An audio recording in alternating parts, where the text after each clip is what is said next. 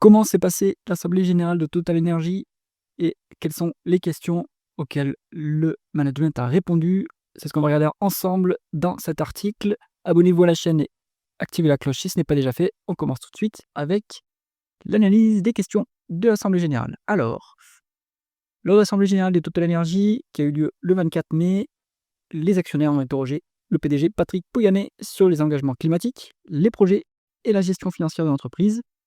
Ici, je vous résume les questions qui m'avaient l'air les plus intéressantes. Et on commence avec une première question sur la transition énergétique.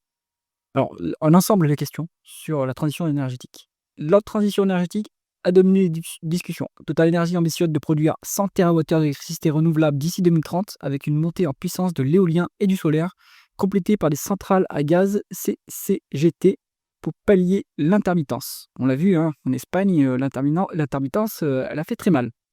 Interrogé sur la baisse des investissements dans les énergies propres de 26% en 2023 à 16% en 2024, selon un actionnaire. Alors, Pouyanné a rectifié, c'était 30% des dépenses d'investissement qui sont dédiées au bas carbone, conformément à la taxonomie européenne, un ratio qui devrait rester stable jusqu'en 2030. Atteindre un équilibre 50-50 entre énergie fossile et renouvelable n'est pas envisagé avant la fin de la décennie. Sur le captage et stockage du carbone, CCS, Total Energy accélère ses efforts avec des projets comme Northern Lights en phase 2, NEP au Royaume-Uni et d'autres en Australie et en Malaisie. Cependant, Pouyanné a souligné la difficulté de trouver des clients pour ce service coûteux, 150 € par tonne, et la nécessité d'un prix du carbone plus élevé pour viabiliser ces initiatives.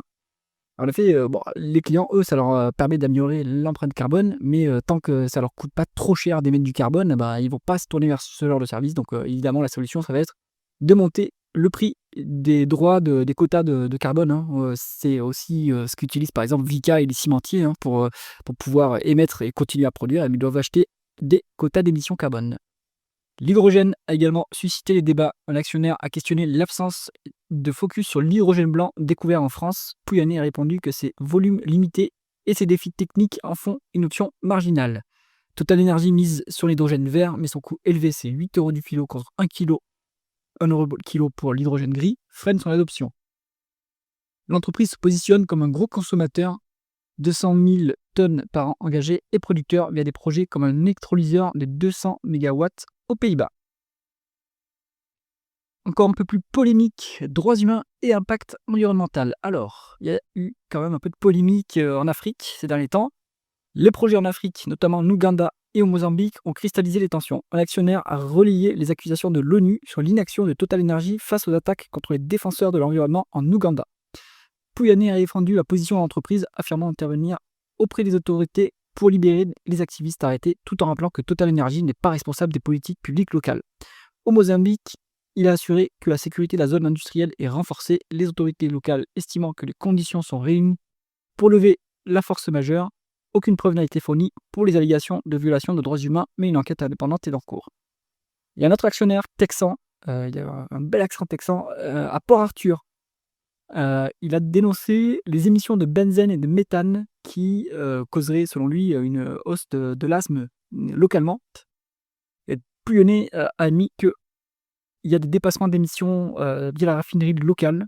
Et donc, ils ont changé les équipes pour améliorer l'efficience opérationnelle et les performances environnementales. Et évidemment, la raffinerie, si elle tourne mal, elle émet de la pollution. Et donc, c'est typiquement le genre de sujet qui, ça n'a pas d'impact, on va dire, très, très fort sur les cash flows, etc. Mais par contre, ça a un impact sur l'image de l'entreprise. Et donc, évidemment, ils doivent mettre ça coûte, ça apporte pas grand-chose, mais ça coûte en termes d'image de marque. Et donc, ils sont obligés d'améliorer ce genre de situation.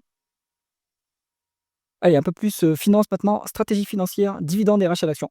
Côté finance, les actionnaires ont questionné la politique des rachats d'actions jugée coûteuse à 60 € par action en 2024.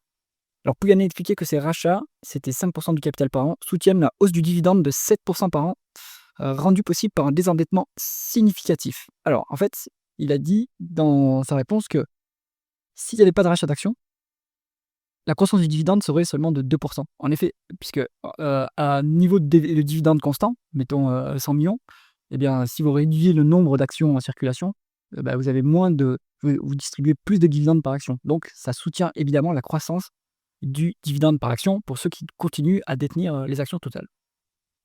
En 2020-2021, l'endettement élevé avait empêché ces opérations malgré un cours bas. Donc voilà, ils étaient trop endettés à l'époque donc pour pouvoir faire des rachats d'actions. Ils ont continué à verser des dividendes par contre. La priorité reste le dividende, suivi des investissements et de la solidité du bilan avec une résilience vantée face à la volatilité du prix du pétrole. Donc ouais, il reste quand même, ça reste solide Total parce qu'ils ont un coût de production qui est quand même bas, donc ça leur permet d'assurer le dividende en tout cas. Autres enjeux, on a biogaz et géothermie. Alors, la vente de 50% des actifs de biogaz en France et en Pologne a surpris un actionnaire. Pouyanné a justifié cette décision par la forte intensité capitalistique du biogaz et le besoin de partager les risques avec des partenaires qui co-investissent dans les projets. Sur la géothermie, l'entreprise reste prudente, la jugeant peu rentable et techniquement risquée, notamment en raison des préoccupations sismiques. Bon, ma conclusion, face aux critiques, Pouyanné a défendu une approche pragmatique de la transition énergétique, insistant sur la nécessité d'une collaboration avec la société et les parties prenantes, comme on dit, pour atteindre la neutralité carbone d'ici 2050. TotalEnergies se positionne comme un acteur clé, mais appelle à des politiques publiques cohérentes, notamment sur le prix du carbone pour accélérer le changement. L'Assemblée générale a révélé les défis d'une multinationale sous pression jonglant entre impératifs climatiques, attentes sociétales et performances financières. Alors, performances financières, elles y sont, puisqu'on arrive à quand même continuer à verser du dividende et à faire des rachats d'actions. C'est tout ce qu'on vient chercher sur Total. Vous n'êtes pas là pour l'appréciation du capital, puisque c'est un marché qui est une industrie qui est complètement mature. Donc si vous êtes sur ce dossier-là, c'est plutôt pour, à la marge, peut-être un redressement des multiples, mais ça va pas être exceptionnel, sauf si un jour ils vont se coter aux États-Unis, par exemple. Mais je suis surtout là pour la croissance du dividende, le niveau du dividende actuel et la croissance du dividende. Le niveau actuel est quand même déjà bien, 5-6% de rendement du dividende. Et si vous avez une croissance de entre 5 et 10% par an, il n'y a pas à se plaindre sur Total Energy. Donc, en fait, l'enjeu de ces assemblées générales, c'est surtout sur les questions hors finance. C'est surtout sur l'impact sociétal et là, évidemment, transition énergétique, face au changement climatique. J'espère que cette revue des questions de l'Assemblée générale de Total Energy vous a intéressé. Si c'est le cas, mettez un pouce vers le haut et pensez à vous abonner à la chaîne. À bientôt.